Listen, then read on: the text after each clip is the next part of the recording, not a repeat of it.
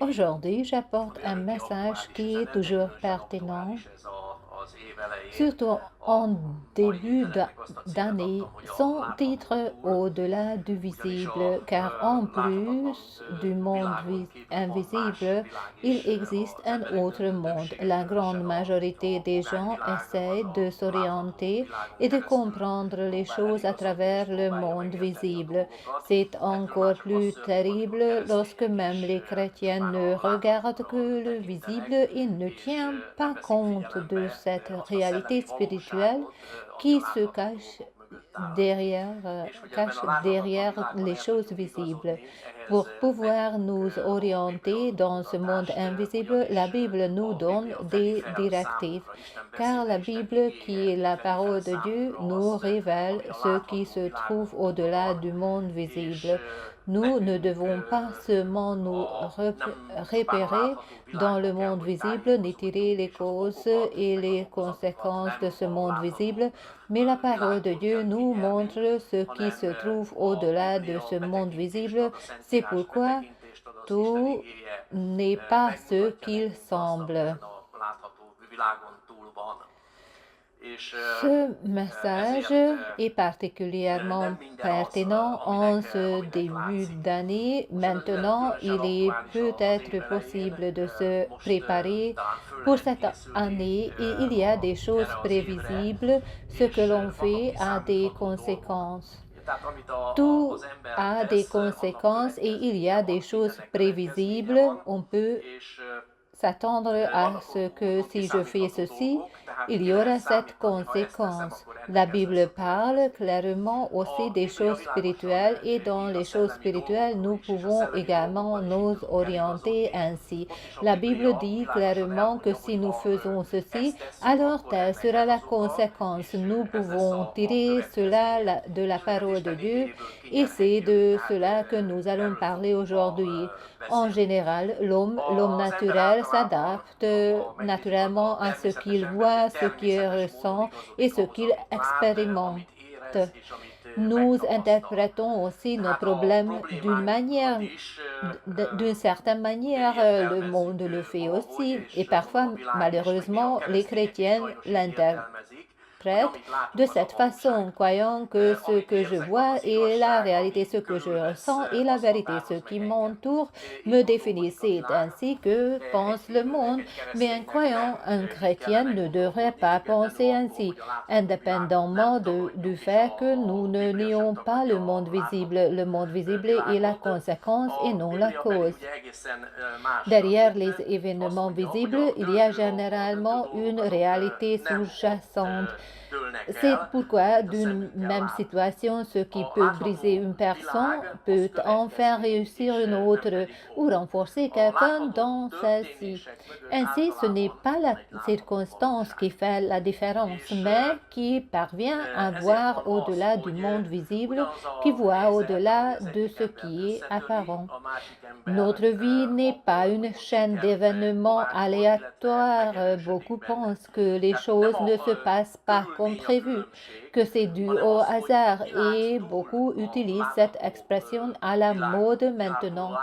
C'est ce que le sort a jeté. Que peut-on faire? Je ne peux rien y faire.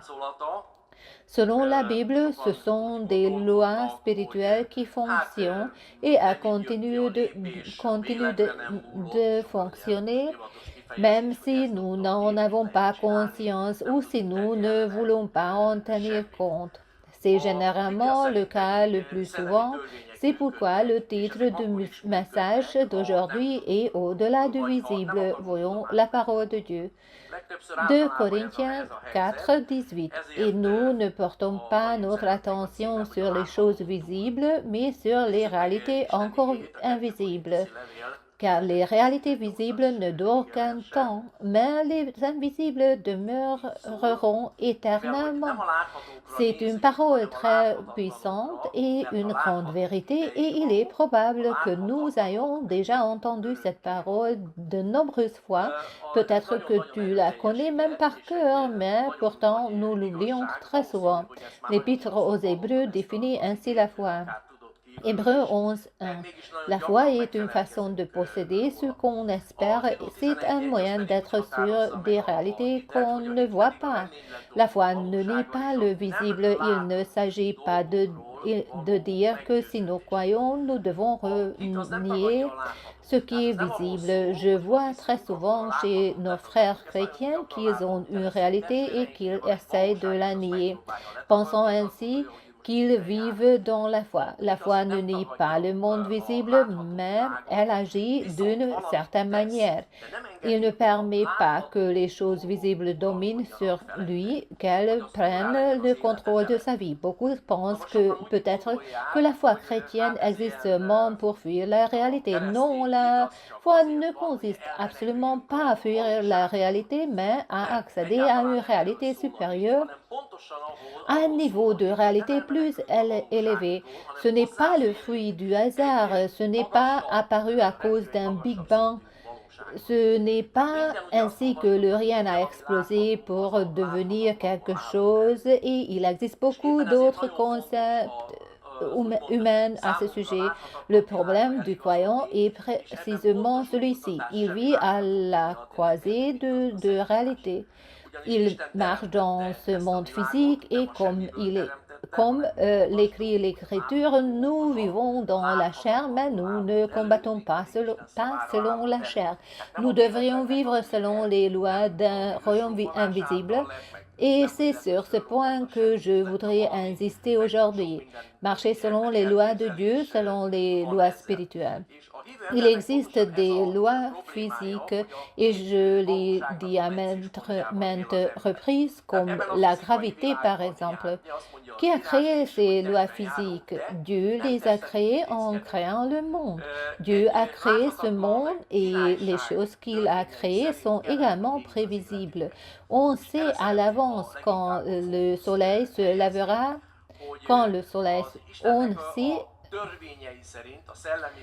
on sait à l'avance quand le soleil se lèvera et il se lève toujours au même endroit. Il ne se lève jamais à l'ouest, il se lève toujours à l'est. Il existe donc une loi. Dieu a créé un ordre, il a créé l'ordre du monde et il a également créé des lois spirituelles et c'est une chose très importante. Bien souvent, les chrétiens souhaitent que Dieu modifie ces lois spirituelles, mais qu'est-ce qui définit une loi? Une loi est une loi parce qu'elle est constante, immuable et prévisible. Ainsi, si je laisse tomber un objet, il ne retombera jamais. Jamais il n'y a pas d'exception, sauf si une force supérieure à la gravité s'exerce sur lui. Mais même dans ce cas, la loi de la gravité reste la même et ne le fera pas disparaître. Si l'avion s'écrase, n'est pas la gravité qui est en cause, car avant le décollage, l'équipage et tous les autres passagers connaissaient son existence et devaient donc appliquer une loi supérieure pour le maintenir en l'air. S'il s'écrase, c'est parce qu'une loi a été transgressée ou une loi immuable est dictée par Dieu. Dieu ne modifiera ni les lois physiques ni les lois spirituelles pour nous. Une chose que nous pouvons faire, c'est reconnaître l'existence de ces lois et nous renseigner à leur sujet, car c'est précisément ce qui engendre des tentations. Ouvrez votre Bible à Éphésiens 6, 12. Il est dit du croyant qu'il est un guerrier, non pas parce qu'il est agressif, mais parce qu'il rencontre de la résistance lorsqu'il ne vit pas selon les apparences, car souvent, en réalité, il ne perçoit pas ce que dit la Bible ni la réalité spirituelle. Il se peut que la réalité spirituelle qui se trouve derrière les choses visibles ne soit pas immédiatement apparente, mais ce que l'on peut voir, regardons Éphésiens 6:12. Car nous n'avons pas à lutter contre des êtres de chair et de sang, mais contre les puissances, contre les autorités, contre les pouvoirs de ce monde des ténèbres et contre les esprits du mal dans le monde céleste. Contre qui combattons-nous? Contre qui est notre lutte? La Bible montre qu'il existe des principautés invisibles, des puissances invisibles et des maîtres de ce monde de ténèbres. Donc, il y a des êtres dans le monde spirituel, des êtres spirituels que nous ne pouvons pas percevoir avec nos yeux physiques, juste parce que nous ne les voyons pas. Cela ne veut pas dire qu'ils n'existent pas. On peut en prendre conscience, on peut choisir de l'ignorer, on peut croire en Dieu à ce sujet, ou on peut dire que tout cela n'est qu'une histoire, que ce sont seulement les chrétiens qui l'ont inventé, comme je l'ai entendu dire, je l'ai entendu très souvent, et je suis sûre que toi aussi tu l'as entendu. Ces personnes ne croient pas que le monde des esprits existe, mais indépendamment du fait qu'elles y croient ou non, le monde des esprits reste un monde réel et existant. Beaucoup de gens ne croyaient même pas que la Terre était ronde. Il existe encore d'ailleurs la théorie de la Terre plate. Il y a encore des gens qui adhèrent. Je vous le dis juste pour montrer que l'imagination humaine, la capacité inventive de l'homme est sans limite. Donc, que tu le crois ou non, ce monde existe et il existe parce que Dieu dit qu'il existe. Personne ne sait mieux à quoi ressemble ce monde, puisque c'est lui qui l'a créé. Il a tout créé. La parole dès le début remet certaines choses entre autres, montrant que tous les combats ne sont pas des combats visibles. Ce que cette parole montre également, c'est que tous les ennemis ne sont pas humains. Beaucoup de gens pensent que ton ennemi est autre personne, que celui qui cause ton problème est une autre personne. Dans la plupart des cas, c'est ainsi. Certaines choses se manifestent à travers les êtres humains et nous parviennent par leur intermédiaire, ceux auxquels nous faisons référence ici. Les juges du monde des ténèbres, ce sont des êtres spirituels. Comment peuvent-ils se manifester? À travers les êtres humains, et nous avons tendance à croire que c'est l'autre personne qui est fautive. Nous avons tendance à blâmer les autres. Bien sûr, l'homme peut être un instrument du bien comme du mal. Nous pouvons devenir l'instrument de Satan si nous nous ouvrons à lui, et nous pouvons devenir l'instrument de Dieu si nous nous ouvrons à lui. Satan, tout comme Dieu, agit à travers les hommes et se manifeste à travers eux. Jésus n'a pas promis que la vie du croyant sera facile, mais qu'une vie de foi en lui nous rendrait juste, et que le chemin divin qu'il nous propose serait un vrai chemin, mais il ne dit pas qu'il serait facile. Beaucoup de gens se trompent ici. Ils pensent que je suis maintenant devenu chrétien et que c'est la dolce vita, qu'il n'y aura plus aucun défi pour moi, puisque je suis chrétienne, tout sera en ordre. Tu peux y croire, mais c'est un mensonge. Jésus n'a rien promis de tel. Regardons Matthieu 7:13 pour voir ce que Jésus a dit ici. Entrez par la porte étroite. En effet, large est la porte et spacieuse la route qui mène à la perdition. Nombreux sont ceux qui s'y engagent. Jésus parle d'une porte étroite et d'un chemin étroit. Qu'est-ce que Jésus a dit de lui-même? Je suis moi le chemin, répondait Jésus, la vérité et la vie. Personne ne va au Père sans passer par moi. Ainsi, c'est ce chemin vers le Père. On ne peut pas atteindre le Père par un autre Dieu. Il n'y a pas d'autre route vers la montagne, comme beaucoup le disent, que la montagne peut être gravie de plusieurs côtés. On ne peut pas atteindre Dieu que par Jésus-Christ, son Fils unique. Pourtant, nombreux sont ceux qui suivent l'archemin, qui suivent la foule, qui suivent les superstitions et croyances humaines.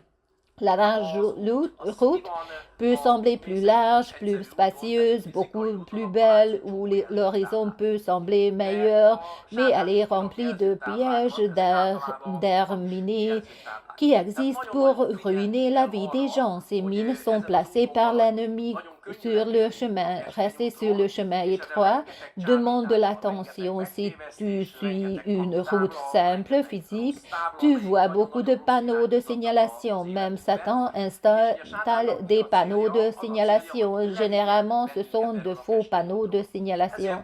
Nous devons faire très attention à rester sur le chemin étroit.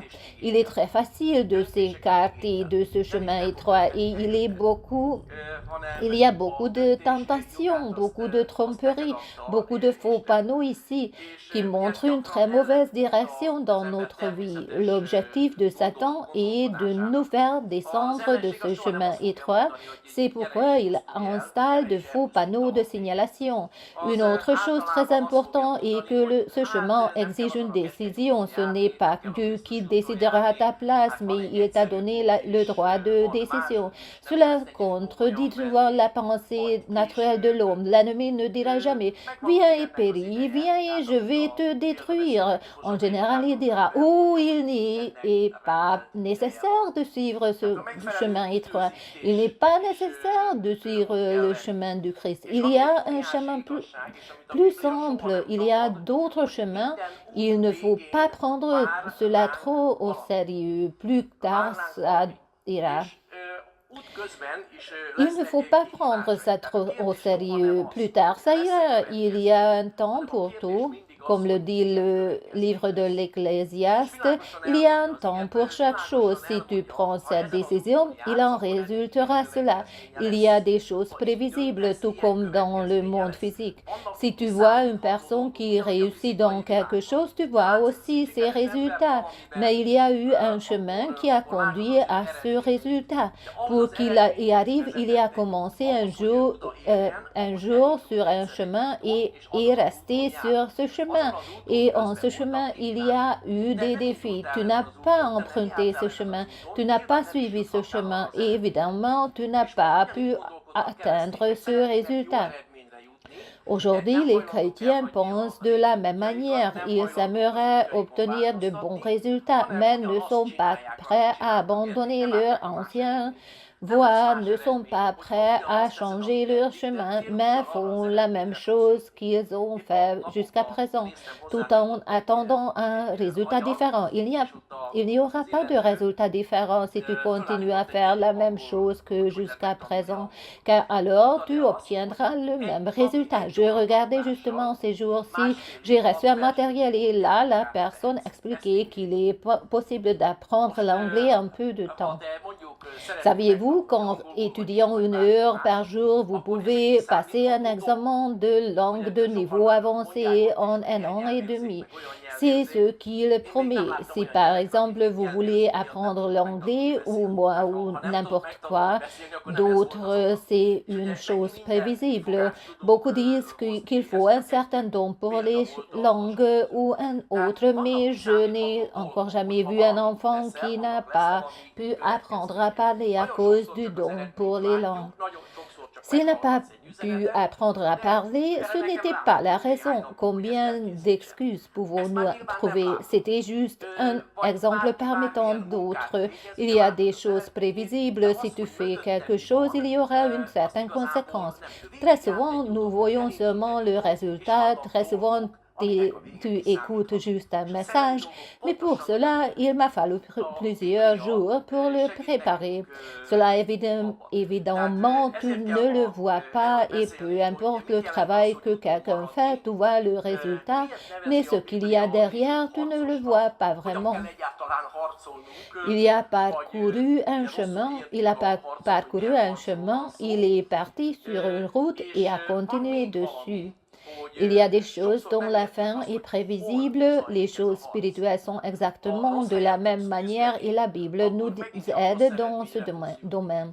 C'est pourquoi il faut en parler aujourd'hui pour comprendre ce que signifie rester sur le chemin. Pourquoi la Bible appelle-t-elle le croyant un combattant? Comment devons-nous effectivement combattre?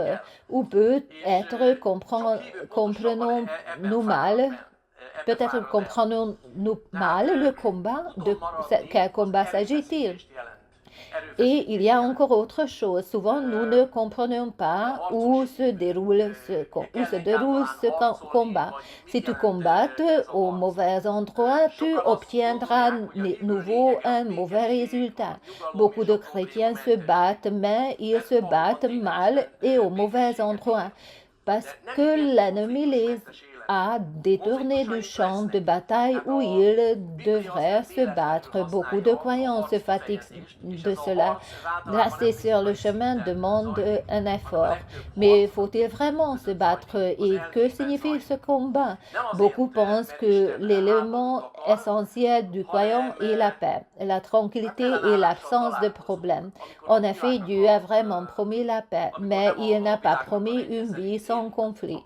Nous aurons des conflits et la Bible n'utilise pas le terme de combat par hasard. Ce combat ne se déroule généralement pas sur le plan physique, mais la plupart des combats se passent entre nos deux oreilles et dans notre esprit. Ce n'est pas parce que Dieu veut la guerre, mais nous rencontrons de la résistance lorsque nous ne vivons pas selon l'ordre du monde et alors le monde nous juge parce que nous pensons autrement et non comme eux. Regardons la parole. Paul l'apôtre a écrit cela à Timothée, il parle aussi du combat. Il dit qu'aucun combat ne se mêle aux combattants ne se mêlent aux affaires du monde. La parole parle du combat à plusieurs endroits, mais regardons cela maintenant. J'ai combattu le bon combat, j'ai achevé ma course, j'ai gardé la foi. Cette parole est très parlante. L'apôtre Paul l'écrit déjà depuis la prison. Il était en captivité à Rome. Il s'était échappé de sa première captivité. Néron l'avait encore laissé partir selon les premiers écrits. Puis il a été de nouveau arrêté et était déjà sur le point d'être exécuté. Il savait que son chemin s'achevait ici et il dit, j'ai combattu le noble combat. Que comprenons-nous par noble combat? Que comprenons-nous par bon combat? C'est le combat dont la fin apporte la victoire. J'ai achevé ma course. Comment a-t-il pu achever sa course? Ici, la fin donne également une explication sur le fait que j'ai conservé la foi. Le principal objectif de l'ennemi est ta foi, que ce en quoi tu crois, ce que la Bible enseigne, ce que Jésus dit. Il cherche à nier et à déformer ses réalités spirituelles. Qu'a-t-il monté à Ève aussi? Non, ce n'est pas comme ça, vous ne mourrez pas. Il dit exactement le contraire de Dieu, mais si nous regardons ce verset, nous voyons que ce n'est pas un combat agressif que nous avons lu ici. Ce ne sont pas les paroles d'un homme agressif, mais la confession d'un croyant persévéré et engagé. Ce sont des choses très importantes, le témoignage persévérant et engagé d'un croyant. Les gens abandonnent très facilement à cause du premier échec visible et beaucoup pensent que Dieu a échoué. La parole de Dieu ne connaît jamais l'échec. La parole de Dieu, ce qu'il a prononcé est en elle-même une loi. Ce qu'il a dit existe, elle est réelle. La parole de Dieu ne connaît jamais l'échec. Dieu agit selon des lois, il a donné sa parole, il a donné l'alliance et Dieu est un allié fidèle. Il ne rompt jamais sa parole, il ne rompt jamais sa parole. Si quelque chose ne se passe pas dans votre vie comme Dieu l'a dit, alors l'erreur ne vient pas de Dieu. Dieu n'a pas de loi particulière, une loi particulière pour moi, une loi particulière pour toi, ou une autre personne. Les lois et les régularités et les lois spirituelles sont constantes et fonctionnent de la même manière pour tout le monde et tout le temps, pour tout le monde en tout temps. La Bible en enseigne beaucoup. Beaucoup vivent entre ces deux extrêmes. Un côté dit que tout est un combat et tout est un démon et tout sont des attaques. Certains voient un démon partout, dans l'herbe, dans l'arbre, dans la statue, dans le sapin et ce que tu veux. Ils ne voient que des démons partout. Il exagère tellement le diable et les démons que derrière tout, il voit cela, mais si derrière tout il y avait un démon, il serait très facile d'expulser le démon de la paresse de toi, mais un tel démon n'existe pas, bien que les gens aient inventé beaucoup de choses. L'autre côté est un autre extrême. On dit souvent que la route a deux côtés. En général, il y a un fossé de chaque côté, peu importe dans lequel on tombe. Aucun n'est bon. On pense alors que je vais tout confier à Dieu parce qu'il sait, qu'il prendra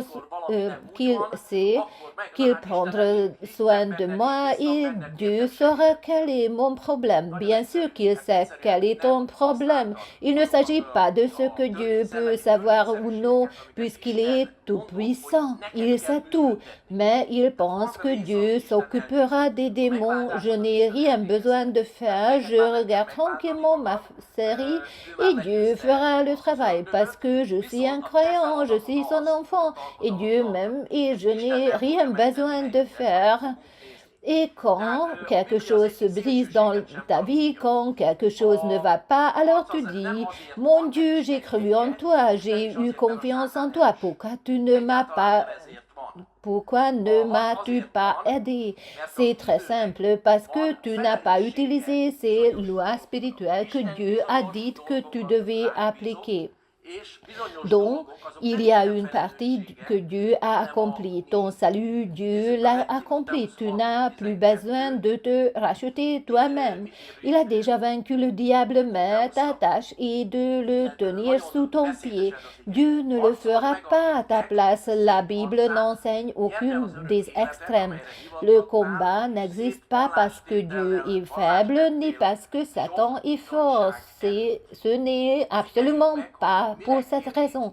Le combat existe parce que le croyant a des responsabilités concernant certaines choses. Dieu nous a confié certaines choses et pour ceci, la responsabilité n'est pas celle de Dieu, mais la nôtre. 1 Timothée 6, 12. Combat le bon combat de la foi, saisis la vie éternelle que Dieu t'a appelé à connaître et au sujet de laquelle tu as fait cette belle profession de foi en présence de nombreux témoins. Observons ce que Paul demande ici à Timothée. Il ne lui demande pas que Dieu se batte à sa place, n'est-ce pas? Mais que dit-il? Que tu combats le bon combat de la foi. Dieu ne le combattra pas à notre place. C'est à nous de le combattre. Il exhorte Timothée à combattre le beau combat de la foi. Contre quoi se déroule réellement le combat? Car le plus grand malentendu est là. De nombreux croyants combattent parfois au mauvais endroit. Que lisons-nous dans l'Épître aux Éphésiens? Que lisons-nous dans l'Épître aux Éphésiens? Éphésiens 6, 12. Car nous n'avons pas à lutter contre des êtres de chair et de sang, mais contre les puissances, contre les autorités, contre les pouvoirs de ce monde des ténèbres et contre les esprits du mal dans le monde céleste. Donc, il y a des combats que nous devons mener sur le plan physique, mais il y a aussi des combats que nous devons mener sur un autre plan que le physique. Contre les forces spirituelles, tu peux te battre sur le plan spirituel. Là, tu ne Là, tu ne dois pas te battre sur le plan physique. On ne peut pas vaincre un ennemi spirituel de manière physique. On ne peut pas le vaincre avec des superstitions, de l'ésotérisme ou beaucoup d'autres absurdités avec lesquelles les gens essayent de vaincre. Beaucoup vivent de la magie. Puis il enlève le mauvais sort de toi et les gens payent même pour cela, donnent de l'argent à des fraudeurs. La Bible est claire, l'Esprit de Dieu est en nous, car nous sommes le temple de Dieu et nous avons reçu le pouvoir sur les méchants. Les gens essayent le chemin large, essayent la solution plus facile, puis le magicien enlève la malédiction de toi. Je n'ai rien à faire. C'est de la superstition, c'est de la magie. C'est détestable devant Dieu et la personne sera encore plus en difficulté. Aussi étrange que cela puisse paraître, j'ai entendu dire que des chrétiens vont chez des voyants. Pourquoi veux-tu entendre parler du diable? Pourquoi ne fais-tu pas plutôt attention à l'Esprit de Dieu? Satan est un nul vaincu. Le diable vole, trompe, détruit. Pourquoi veux-tu entendre des demi-vérités de la part de personnes possédées par des démons? Je n'oublierai jamais, Jim Sanders avait l'habitude de dire que si tu veux empoisonner le chien, il faut ajouter beaucoup de jambon avec le poison, sinon il ne mangera pas le poison pur. Eh bien, le diable va te tromper, le magicien va te raconter cela, ça et ça de ton passé, parce que les démons connaissent ton passé. Ils sont plus âgés, plus vieux que toi et tôt ou tard, tu vas avaler l'histoire du magicien. Et il te fera croire qu'il est probable que tu mourras dans un accident de voiture ou qu'un cancer te prendra. Et alors tu commenceras à y croire. C'est exactement ce que le diable cherche à faire. Que tu crois en son mensonge, car si tu crois en son mensonge, ta vie ira dans cette direction et tôt ou tard, elle se réalisera dans ta vie. Pourquoi n'écoutons-nous pas Dieu? Il veut notre bien, tout comme vous voulez le bien de votre enfant. La parole ne dit pas que tous vos problèmes sont des démons. C'est très très important, il faut le comprendre, mais le véritable ennemi est quelque chose d'invisible. C'est pourquoi cela ne fonctionne pas lorsque nous nous battons contre des gens. Souvent, nous nous battons contre des gens, nous discutons, nous critiquons les circonstances. Combien de fois faisons-nous cela? Parce que les circonstances ont évolué ainsi, les circonstances ont évolué autrement. Quand nous blâmons les autres, je pense que nous sommes tous très bons à ça, ça marche bien. Quand quelque chose tourne mal, quand quelque chose ne réussit pas, il y a toujours quelqu'un d'autre à blâmer. Ma vie est mauvaise, sûrement le gouvernement est responsable, sûrement la municipalité est responsable, sûrement les lois sont mauvaises. Regardez, c'est pour ça qu'il y a tant de révolte dans les rues. C'est pour ça qu'il y a tant de folie, parce que tout le monde est à blâmer. Les choses vont mal pour moi parce que quelqu'un d'autre est responsable. Puis, quand une autre personne arrivera, alors mes affaires vont changer. Une énorme illusion, une énorme tromperie de soi. Ta situation sera la même le jour suivant. Pourquoi? Parce que tu fais les mêmes choses le lendemain. Tu feras les mêmes choses demain aussi. Peu importe qui est le premier ministre ou le maire ou le pasteur ou on pourrait dire n'importe qui, si tu continues à faire les mêmes choses et que tu refuses de changer, tu arriveras au même résultat. Beaucoup de chrétiens croient à cette histoire stupide que si ceci arrive et que cela arrive, alors ma vie sera beaucoup mieux. Pourquoi et c'est ainsi parce que les gens n'assument pas la responsabilité de leurs propres décisions. Pour que ta vie soit meilleure, tu sais de qui cela dépend? de toi, d'une seule personne, celle que tu as vue dans le miroir ce matin. Cela dépend. Si tu veux arriver à un autre résultat que celui que tu as jusqu'à présent, alors tu dois faire d'autres choses. Si jusqu'à présent tu n'as pas écouté la parole de Dieu, si jusqu'à présent tu n'as pas prêté attention à la parole de Dieu, alors tu dois développer une nouvelle habitude. Je ne sais pas, je ne m'y connais pas, mais il y en a qui disent qu'on peut développer une nouvelle habitude en 21 jours. Je ne sais pas si c'est vrai ou non, mais une chose est sûre, ton habitude actuelle s'est formée parce que tu faisais souvent les mêmes choses.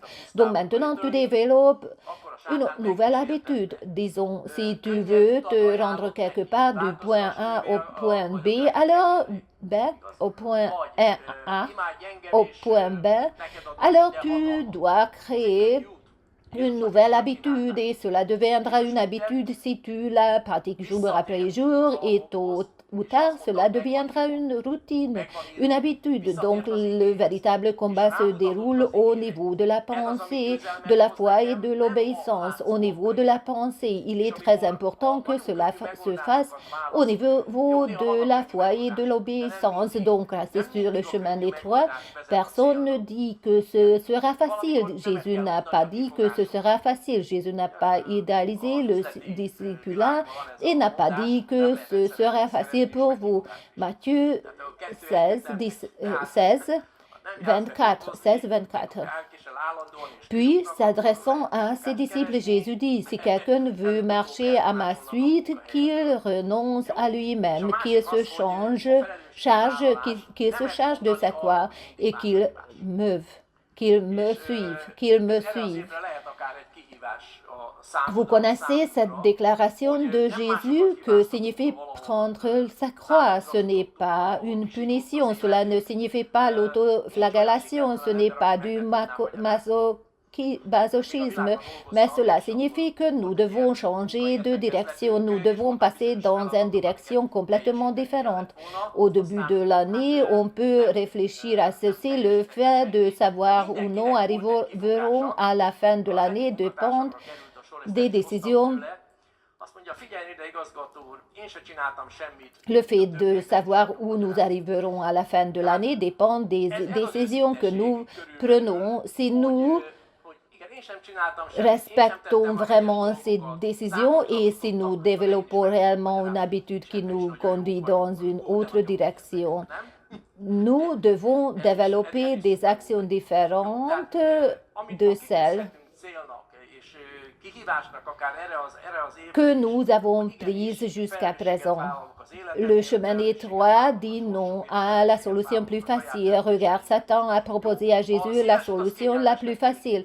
La première fois, après son baptême, quand il est allé dans le désert jeûner, Satan l'a tenté. Il lui a proposé un chemin plus facile. Change ces pierres en pain ou adore-moi et je te donnerai tout le pouvoir. C'est un chemin facile. On l'a aussi proposé à Jésus. Que fait-il? Il est revenu aux bases et a dit que c'est écrit. C'est écrit. Il est revenu à la parole et a pointé la parole. C'est cela qui nous apporte la victoire par le chemin apparemment plus facile. Lorsque nous choisissons les solutions très faciles, bien parfois il y a des solutions faciles, mais pas toujours. Ce n'est pas toujours la solution facile qui conduit au but. Parfois, il faut dire non aux excuses. Dans le monde des affaires, il y a des dictions selon lesquelles on ne peut pas à la fois gagner de l'argent et faire des excuses. Les deux ensemble ne fonctionnent pas. Si vous n'allez pas au travail et si vous êtes toujours en retard et que vous vous faites virer, vous pouvez chercher des excuses, mais tôt ou tard, vous serez congédié.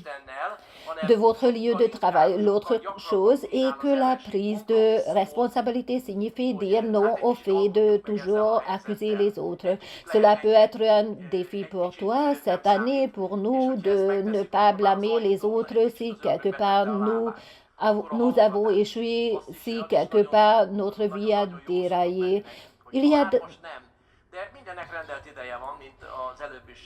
a pas d'homme qui échoue qui ne puisse trouver des excuses. Même quand je travaillais dans le monde et que nous avions une réunion de travail, il y avait certainement tâches à accomplir. Puis personne ne les a accomplies, mais chacun avait une excuse. C'est au tour de l'un de mes collègues. Je l'ai donc pris auprès de lui. Il dit, écoutez, monsieur le directeur, je n'ai rien fait non plus comme les autres, mais je peux aussi l'expliquer. C'est à peu près cette honnêteté que je n'ai rien fait, je n'ai pas fait les bonnes choses non plus, j'ai échoué, mais je peux aussi l'expliquer.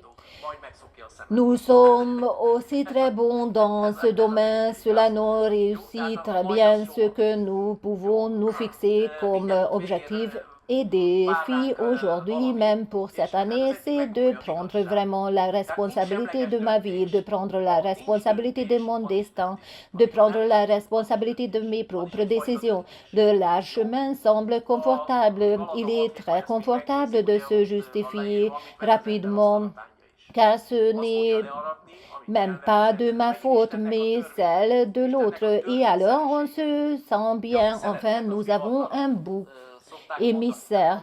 Et que se passe-t-il quand on a trouvé le bouc émissaire? Est-ce que cela rendra la vie meilleure? Non, rien ne changera et cela semble confortable, mais la fin est toujours la destruction, toujours la dégradation, toujours l'affaire que nous retrouvons au mauvais endroit.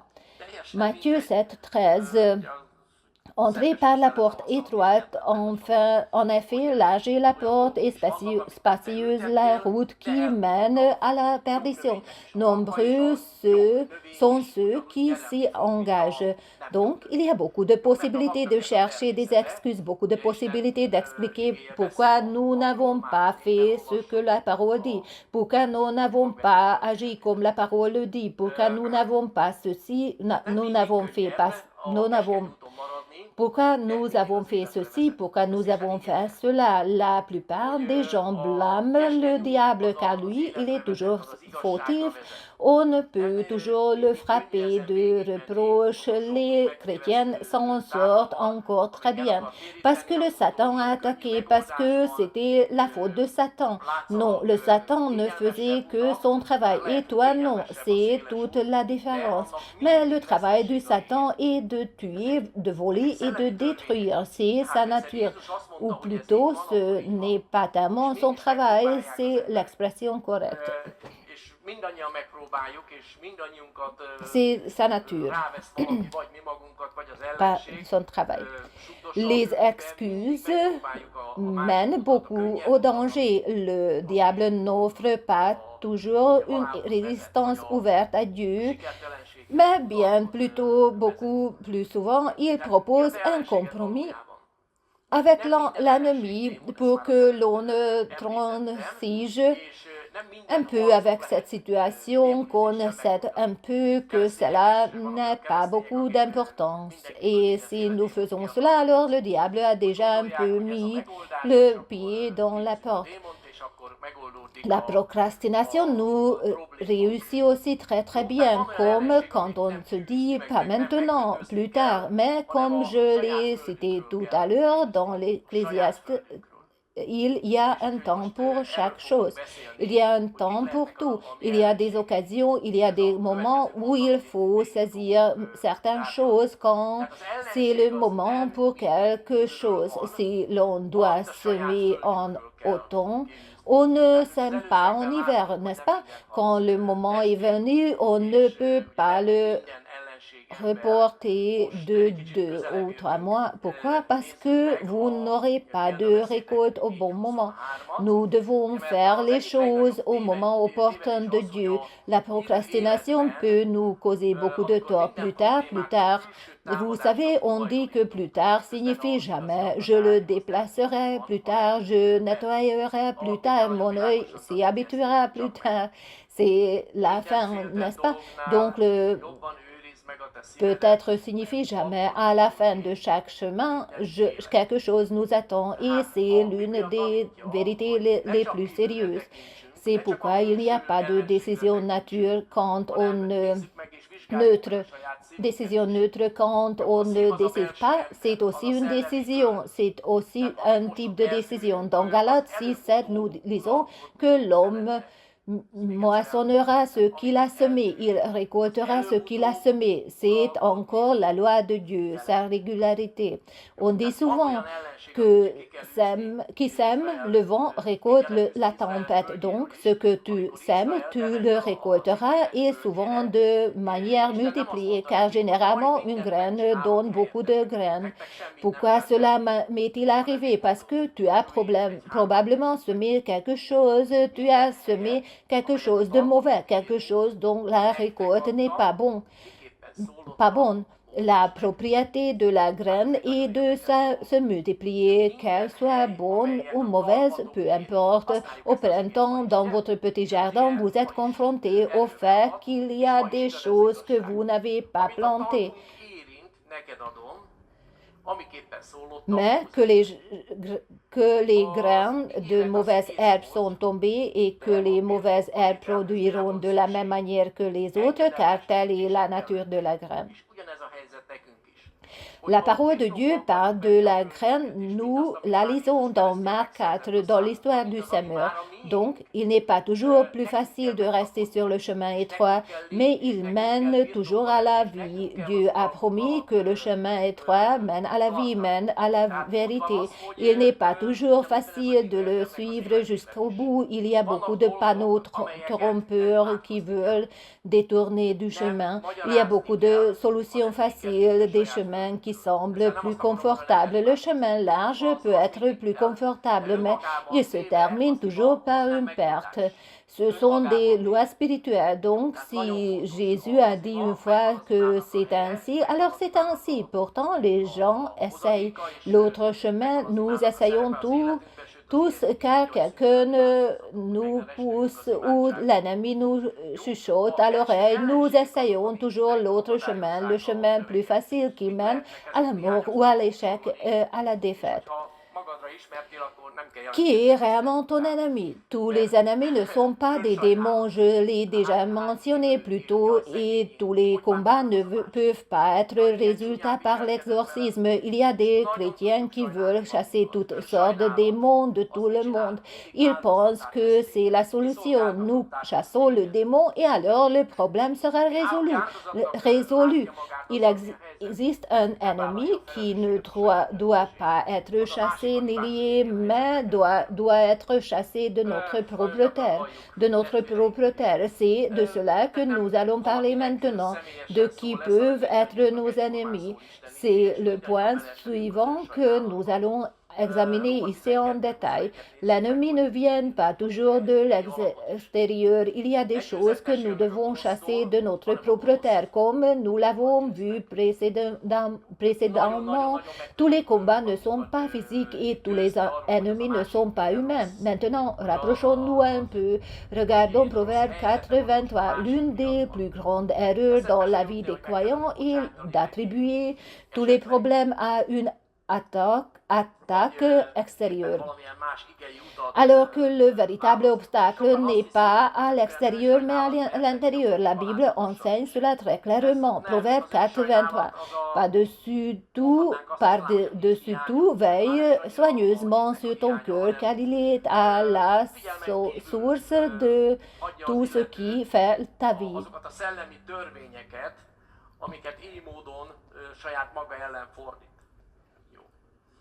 Ainsi, la Bible enseigne de ne pas seulement regarder à l'extérieur, de ne pas se concentrer seulement sur l'ennemi extérieur, mais aussi d'examiner et de scruter notre propre cœur. Le cœur et l'homme intérieur n'est la terre spirituelle. Donc, c'est la terre spirituelle. C'est la terre spirituelle. Donc, ce que nous tolérons là, tôt ou tard, dominera sur nous. Je le répète encore une fois, ce que nous tolérons là, tôt ou tard, dominera sur nous. Il y a des ennemis qu'il faut chasser. Il fallait aussi les chasser de la terre d'Israël. Lorsque Israël est entré dans la terre promise, Dieu ne leur a pas dit que je ferai tout à votre place, que vous n'avez rien à faire. Mais qu'y a-t-il dit? Qu'a-t-il dit? Josué 1:3, comme je l'ai promis à Moïse, je vous donne tout endroit où vos pieds,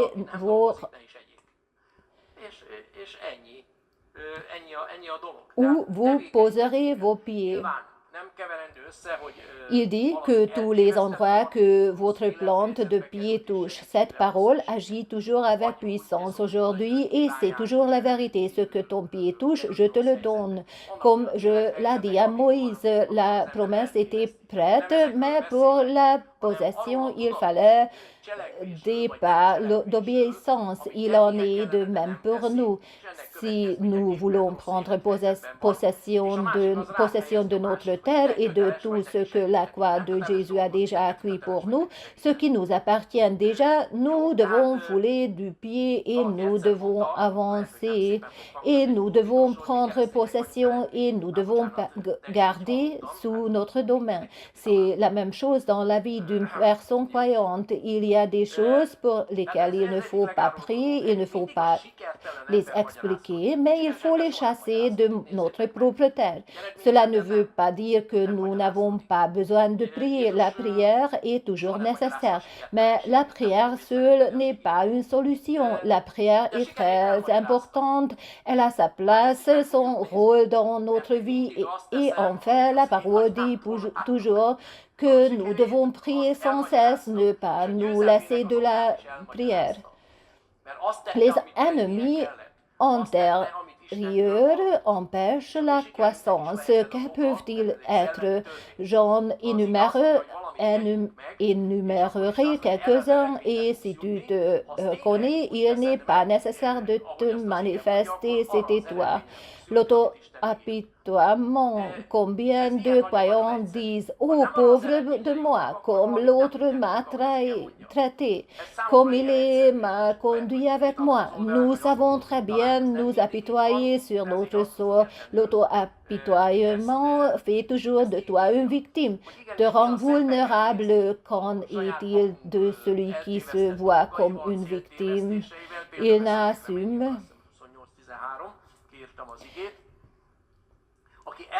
n'assume pas la responsabilité de ses propres décisions.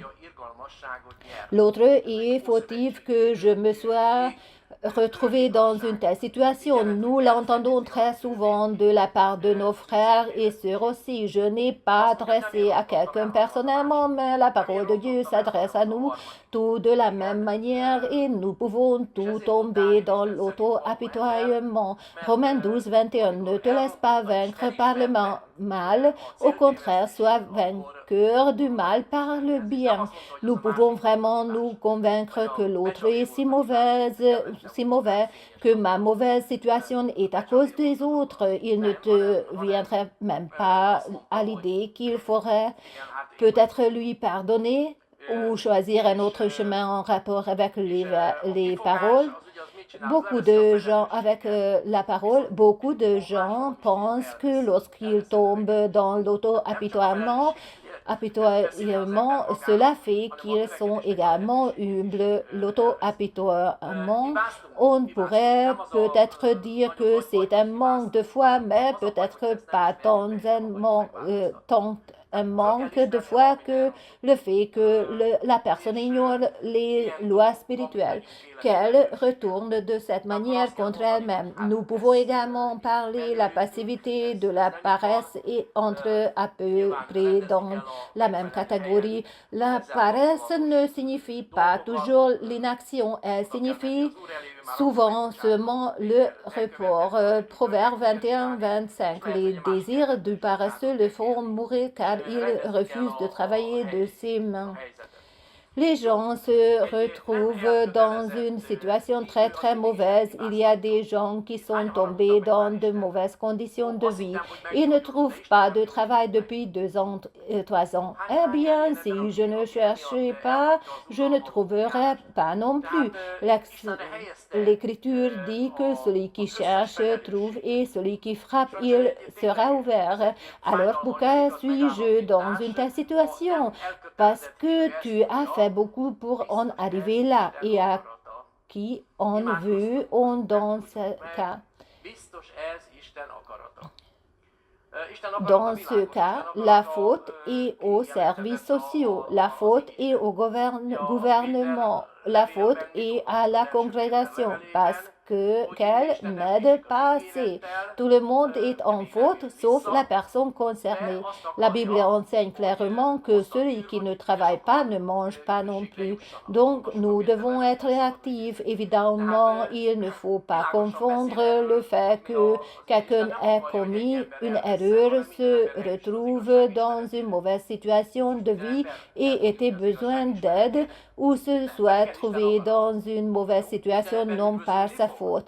Il y a des situations de vie où l'on se trompe, donc je ne parle pas de celle-ci, mais de cette action consciente ou une action que quelqu'un devrait accomplir mais ne fait pas et qui a pour conséquence qu'il se retrouve dans une mauvaise situation de vie et que l'autre exerce sur toi une pression pour que tu l'aides.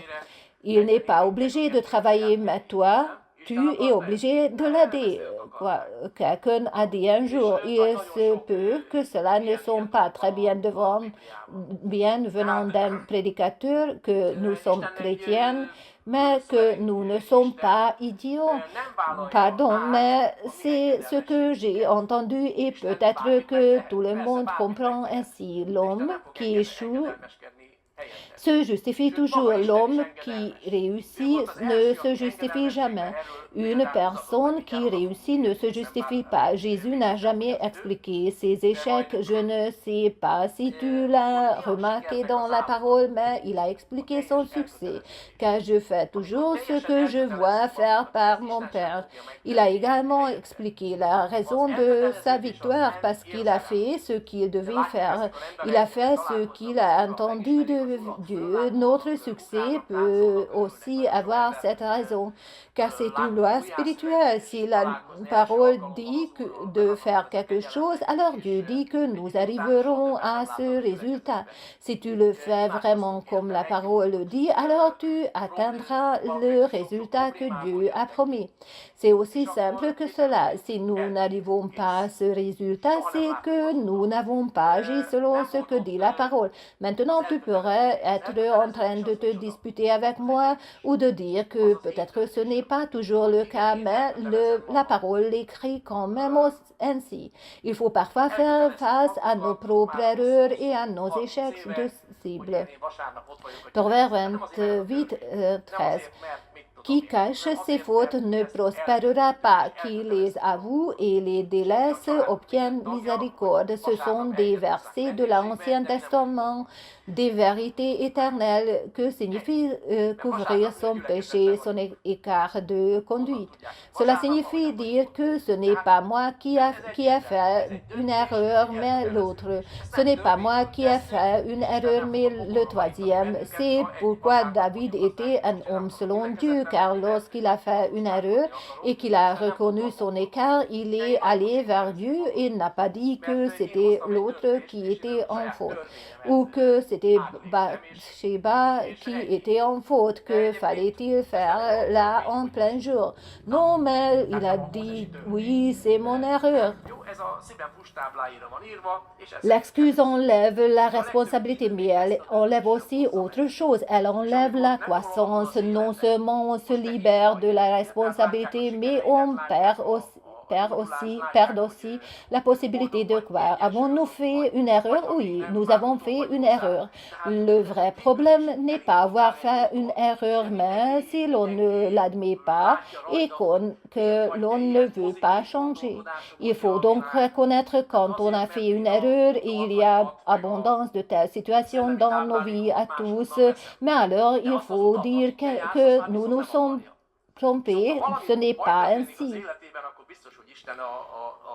Il est évidemment c'est nécessaire de régler les choses liées à cela au bon endroit. Il faut se présenter devant le Seigneur. Il a déjà pardonné avant même que tu ne commettes l'acte, car il savait que tu le ferais. Il se peut qu'il faille aussi demander pardon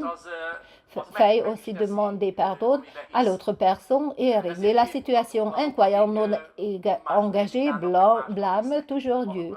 Combien de personnes se sont déjà mises en colère contre Dieu? Oh, je pensais que je guérirais, mais Dieu ne m'a pas guéri. Combien de personnes comme ça ont abandonné la marche avec le Seigneur à cause de cela? Ils ont mis toute la responsabilité sur Dieu. Malheureusement, c'est une constatation douloureuse, mais vraie. Le croyant non engagé dit, c'est sûrement la volonté de Dieu. Nous avons prié, il n'a pas guéri, c'est sûrement la volonté de Dieu. La volonté de Dieu est claire, la volonté de Dieu est révélée dans la parole. Que lisons-nous dans 1 Pierre? Dieu ne tarde pas dans sa promesse. Il ne revient pas encore, mais il patiente longtemps afin que beaucoup obtiennent le salut. Lisons dans la lettre de Pierre en citant librement. Ainsi, il parle clairement du fait que Dieu ne veut pas qu'un homme se perde, mais que chaque homme parvienne à la connaissance de la vérité. Alors chaque homme atteindra-t-il la connaissance de la vérité? Non, pourtant c'est la volonté de Dieu. Chaque homme sera-t-il sauvé? Non, pourtant il est clair que c'est la volonté de Dieu. Eh bien alors, il semble qu'il existe une autorité volonté, un facteur de volonté qui peut surpasser la volonté de Dieu. Eh bien, cela semble déjà à certains être un blasphème, ce que je viens de dire. Peut-on empêcher la volonté de Dieu par notre propre volonté? Bien sûr, évidemment, ce n'était pas un cas isolé. Dans la Bible, Dieu voulait amener son peuple à la terre promise en 2 semaines. Pendant 40 ans, ils ont contourné leur propre montagne. Et est-ce que Dieu voulait cela? Non, c'était eux qui le voulaient. Il y a beaucoup de choses de ce genre dans la Bible. Dieu est un Dieu souverain. Il ne prend pas prend pas notre obéissance à notre place. Dieu peut tout faire, bien sûr, il peut tout faire, mais il n'obéira pas à ta place. De plus, Dieu lui-même est obéissant. Il a été le premier à donner l'exemple par l'obéissance. Quel est le secret du succès? L'engagement total. Lorsque nous nous engageons pleinement, même Dieu ne le fera pas à votre place. L'engagement n'est pas un sentiment. Nous le voyons lorsque les gens rencontrent le Seigneur, connaissent le Seigneur, s'enthousiasment, sautent, dansent, se réjouissent. Nous avons vu beaucoup de gens renaître et rencontrer le Seigneur pour la première fois. Cette grâce nous a été accordée. Après un certain temps, tu ne les voyais plus dans l'assemblée. Nous avons prié pour eux, ils ont été guéris. Il y en a qui sont sortis de beaucoup de problèmes et ensuite Que s'est-il passé? Ils ont disparu, fini. Nous ne les avons jamais revus depuis. Il n'y avait pas d'engagement. L'engagement est une décision. C'est ma décision de dire oui, je m'engage. Nous sommes engagés depuis 30 ans à être présents à l'église tous les dimanches, parce que c'est la loi. Pas parce que c'est la loi, mais parce que nous l'avons décidé et que nous sommes engagés. Toute notre famille sait que le dimanche, elle peut venir nous rendre visite, mais nous ne sommes pas à la maison, car le dimanche, nous sommes à l'église. Ils le savent parce que lorsque c'est dimanche, nous ne sommes pas à la maison. C'est clair, c'est une décision, un engagement. Nous ne faisons pas cela par loi et Dieu ne va pas nous jeter en enfer si un dimanche nous disons que nous ne voulons pas aller à l'église maintenant parce que nous ne voulons pas paraître, parce que nous voulons nous paraître, mais je me sentirai très mal parce que j'ai pris une décision et que j'ai enfreint ma propre loi. Mais ce n'est pas la loi de Moïse. Ceci est écrit sur les planches de chair de mon cœur et je fais en conséquence. La plupart des croyants ne prennent même pas cette décision. Maintenant, tu es là, ils voient tes succès, ils voient la guérison, ils voient que tu es heureux, équilibré, ou si ce n'est pas encore le cas, alors tu es déjà en route vers cela. Après tout, tu as commencé un chemin et tout le monde peut voir sur toi pourquoi tu es de cette façon. Pensant positivement, comme le dit le monde, eh bien, c'est parce que je prends mes pensées et ma nourriture spirituelle ailleurs, mais le chemin que tu suis, il ne le veut plus. Et si quelque chose de mal arrive dans sa vie, alors c'est sûr que Dieu en est responsable.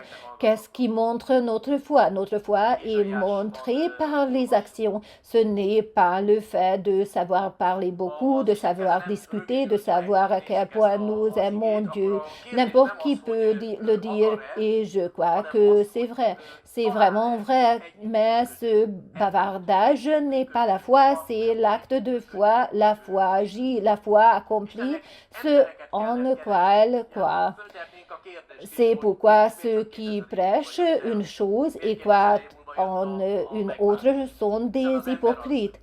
Il y a des chrétiens qui croient en la pauvreté. Ils pensent que c'est une bonne chose. Si la pauvreté est une bonne chose, alors vends tout ce que tu possèdes et vis ainsi. Mais lui, c'est le premier à se plaindre de ne pas avoir obtenu d'augmentation de salaire. Alors il ne croit pas tant que ça en la pauvreté. Nos actions montrent notre foi. Que se passe-t-il lorsque le croyant non seulement obéit, mais devient aussi un instrument de Dieu? Ici, nous devons parler d'une chose très importante, que Dieu utilise des gens. Que signifie vraiment la crainte de Dieu? Quelle est la différence entre une personne croyante et une personne non croyante? Cela ne se manifeste pas par des mots, mais par des fruits. La personne croyante craint Dieu. Cela ne signifie pas avoir peur de Dieu. Ce n'est pas ce type de peur, mais plutôt un respect, une adoration très élevée que signifie la crainte de Dieu. Voyons quelle est la différence. Beaucoup de croyants aimeraient que Dieu agisse dans leur vie. Cependant, moi souhaiterais que Dieu agisse à travers eux. Voici une grande vérité. Dieu est esprit et agit à travers les personnes. Pourquoi la parole a-t-il dû devenir chère? Pour pouvoir nous racheter, pour pouvoir agir. Pour pouvoir nous racheter, pour pouvoir agir. La parole est devenue chère et nous en parlerons aussi la prochaine fois que ce sera mon tour. Une question très importante. Beaucoup de croyants aimeraient que Dieu agisse dans leur vie, mais ils n'aiment pas que Dieu agisse à travers eux. La Bible n'enseigne pas que Dieu organise tout ou qu'il fasse tomber la nourriture ou l'argent du ciel, ce que beaucoup de croyants souhaitent, mais que Dieu agit ici sur terre faire à travers les hommes. Il est très important de comprendre cela. Beaucoup viennent non pas dans la foi, mais dans une utopie. En tant que chrétiens, ils pensent que Dieu leur enverra de l'argent depuis le ciel. Dieu n'a pas d'imprimerie d'argent, donc il ne le fera pas. Mais dans la Bible, il décrit les lois spirituelles de l'abondance, comme nous pouvons y parvenir. La vraie question n'est jamais de savoir si Dieu est capable d'agir, mais s'il trouve un instrument approprié, un récipient approprié. Jésus a choisi pour lui des disciples, n'est-ce pas? Il a posé les fondations de l'Église. Pour cela, il avait besoin de personnes. Il a choisi 12 disciples et même plus, mais ils étaient 12 choisis selon le nombre des tribus d'Israël que Dieu pouvait utiliser, à travers lesquelles Dieu pouvait construire son Église. Ainsi, la crainte de Dieu n'est pas de la terreur. Cela ne signifie pas que j'ai peur de Dieu, mais la crainte de Dieu signifie que nous prenons au sérieux ce que Dieu dit. Nous le prenons au sérieux et nous ajoutons notre vie en conséquence. C'est cette crainte de Dieu sérieuse. Proverbe 1:7. C'est par la crainte de l'Éternel que commence la connaissance. Mépriser la sagesse et l'éducation, c'est être insensé. Regarde où va ce monde, regarde où il va. La Bible appelle fou celui qui méprise la sagesse de Dieu. Dieu le sait, donc ce n'est pas moi qui le dis, mais la Bible le dit. La crainte de Dieu n'est pas une émotion, mais une sorte d'attitude. C'est une attitude de notre part. Celui qui craint Dieu n'interprète pas la parole, il ne négocie pas avec elle, ne rejette pas la responsabilité sur quelqu'un d'autre et ne la transfère pas à Dieu. Quel est le défaut d'un croyant non engagé? Quelle est son erreur? Il dit souvent que c'est certainement la volonté de Dieu. Combien de fois avons-nous entendu cela aussi, que cela devait être la volonté de Dieu? La maison de quelqu'un a brûlé, eh bien, c'était certainement la volonté de Dieu. Dieu n'a jamais eu une telle volonté ou quelque chose de mal arrive dans la vie de quelqu'un, eh bien, c'était certainement la volonté de Dieu. Ce n'est pas la foi, mais l'abandon de la responsabilité. Ce n'est pas moi qui suis fautive, mais Dieu est fautif. Dieu est fautif, coupable pour tout. C'est une position très confortable pour les croyants. Il y a beaucoup de croyants qui tiennent cette position. Quelque chose de mauvais est arrivé, je n'y suis pas rien, pour rien, je ne suis pour rien. Dieu l'a voulu ainsi et alors il y a un responsable, il y a un coupable, nous sommes dégagés de la responsabilité, mais ce n'est pas la vérité. Ésaïe 59:1. Mais non, la main de l'Éternel n'est pas trop courte pour sauver et son oreille n'est pas sourde au point de ne plus vous entendre. Si la main de Dieu ne s'était pas raccourcie, nous avons lu ici, alors la question n'est pas de savoir s'il veut, mais de savoir s'il trouve un homme coopératif, un partenaire coopératif, un fidèle coopératif. Dieu devait chercher des hommes. On pourrait poser la question de savoir pourquoi Jésus n'est venu qu'après 2000 ans. Pourquoi le Sauveur est-il venu 2000 ans plus tard? Puisque l'homme est tombé dans le péché, car Dieu devait trouver des hommes prêts à coopérer avec lui. Par exemple, c'était le cas d'Abraham. Dieu a dû attendre qu'un Abraham vienne, il a dû attendre qu'un Moïse vienne. On pourrait continuer à énumérer toute histoire du salut. Dieu devait trouver des personnes obéissantes, prêtes à coopérer avec lui, prêtes à croire en lui sans condition, prêtes à faire ce que Dieu leur commandait. Dieu ne cherche pas l'homme parfait. Si tu regardes Abraham, il n'était pas parfait. Si tu regardes Moïse, il n'était pas parfait. Si tu regardes les disciples de Jésus, ils n'étaient pas non plus parfaits. Si nous regardons nous-mêmes, nous pouvons dire que la même chose de nous, mais Dieu cherche toujours l'obéissance. Il cherche l'obéissance.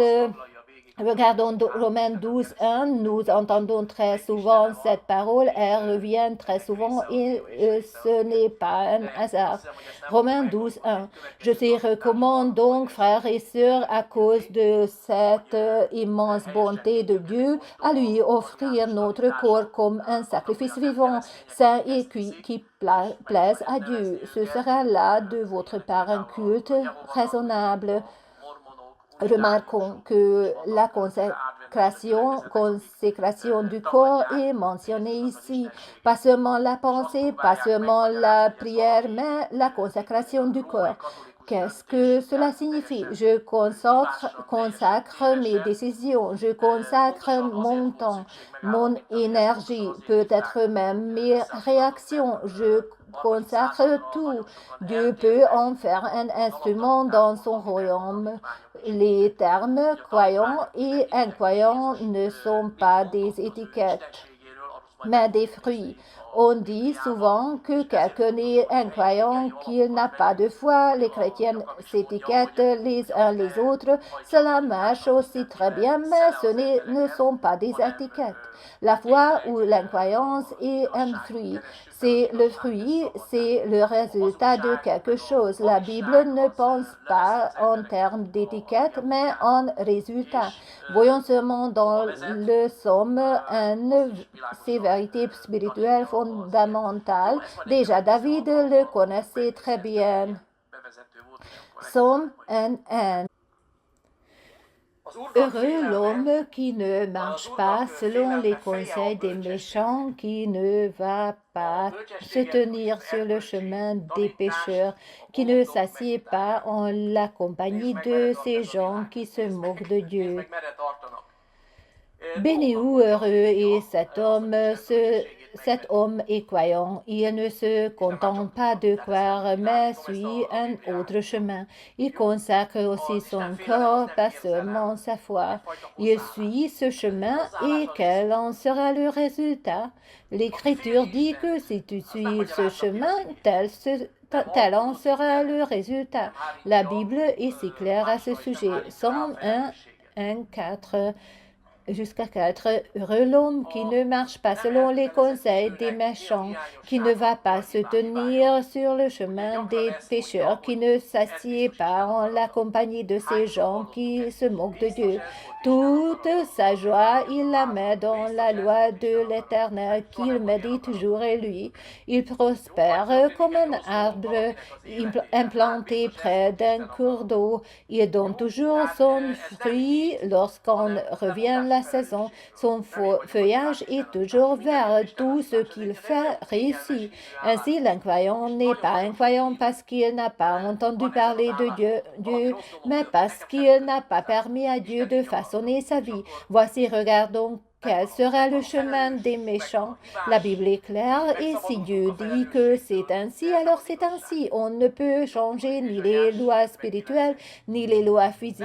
Ce n'est pas parce qu'un croyant est inattentif et, disons, tombé du cerisier que Dieu est en faute, mais bien sûr, s'il a prié et qu'il a la foi, alors les anges le rattrapent. Il ne se fait pas si mal, mais la gravité s'exerce quand même sur lui.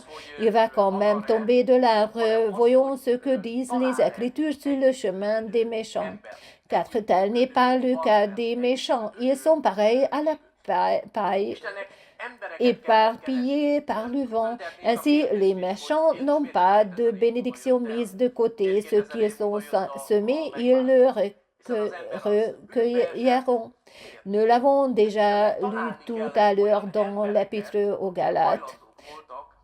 Nous l'avons déjà lu tout à l'heure dans l'Épître aux Galates de devenir un instrument changé de direction. Cela signifie en gros que l'instrument de Dieu n'est pas celui qui sait tout, pas celui qui explique tout, qui rend tout spirituel. Beaucoup sont si spirituels, ils rendent tout spirituel. L'instrument de Dieu est celui qui entend la parole et la met en pratique. C'est aussi simple que cela. Jacques le décrit magnifiquement, mais Jésus lui-même le dit aussi. Voyons d'abord ceci dans Jean 8, 31. Alors Jésus dit aux Juifs qui avaient mis leur foi en lui, si vous vous attachez à la parole que je vous ai annoncée, vous êtes vraiment mes disciples. Le discipulat n'est pas une information, mais un mode de vie. Ce qui compte, ce n'est pas ce que nous savons, combien nous semblons spirituels, mais combien nous restons dans les paroles de Jésus, combien nous les suivons.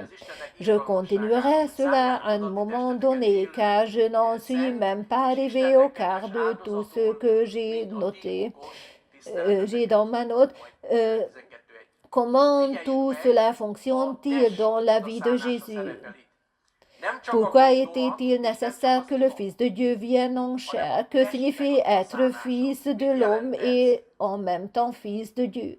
Que signifie cela pour nous aujourd'hui? C'est ce que nous examinerons ici dans cette partie, mais nous avons très peu de temps. Je ne vais pas commencer maintenant. Nous le verrons lors d'une prochaine occasion. Je ne veux pas précipiter les choses car il s'agit de choses très importantes.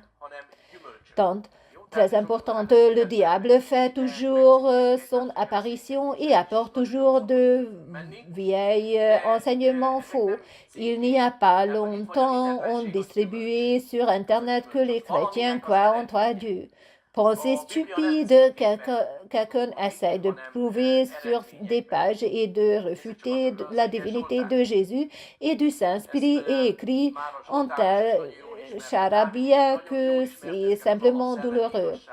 Les chrétiens n'ont jamais cru en trois dieux, ils ont toujours cru en un seul Dieu. Ils ont à l'époque élaboré le credo de Nicée et de Constantinople et ils commencent ainsi, je crois en un seul Dieu. Donc, les chrétiens n'ont pas trois dieux, les chrétiens n'ont pas trois dieux, ils n'ont qu'un seul Dieu. Et une partie de lui est le Fils et une partie la parole. Et la parole. Je pense que je ne vais pas précipiter pour cela. Dans un prochain enseignement, dans l'enseignement suivant, nous parlerons de la manière de croire correctement. Ce sont des enseignements ariens stupides. Il y a des non-chrétiens qui croient cela. On peut aussi les nommer comme par exemple les témoins de Jéhovah, les mormons, les unitaires, et il y a aussi différentes conrégations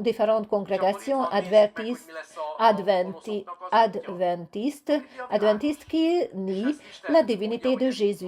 Ils essayent d'expliquer que c'est une sorte de décision catholique romaine totalement erronée, complètement fausse. C'est exactement pour cela qu'il était nécessaire de l'établir. C'est pour cela que le concile a été convoqué, parce que dès le IIIe siècle, beaucoup de gens s'étaient écartés de l'enseignement fondamental en lequel les disciples croyaient également. Ce que les disciples croyaient et ce que Jésus a dit sur sa divinité, nous allons le voir dans la Bible. C'est pourquoi il est important d'acquérir de bonnes bases scripturales. Jacques dit aussi de ne pas laisser les gens être emportés par toutes sortes de vents d'enseignement, mais de chercher vraiment la vérité, car c'est elle qui rend libre. Le mensonge et la fausseté éloignent les gens du chemin de la parole, et la parole enseigne clairement aussi où cela mène. Nous examinerons cela la prochaine fois. Ceci n'était qu'une introduction. Nous continuerons à partir d'ici la prochaine fois. Gloire à Dieu. Amen.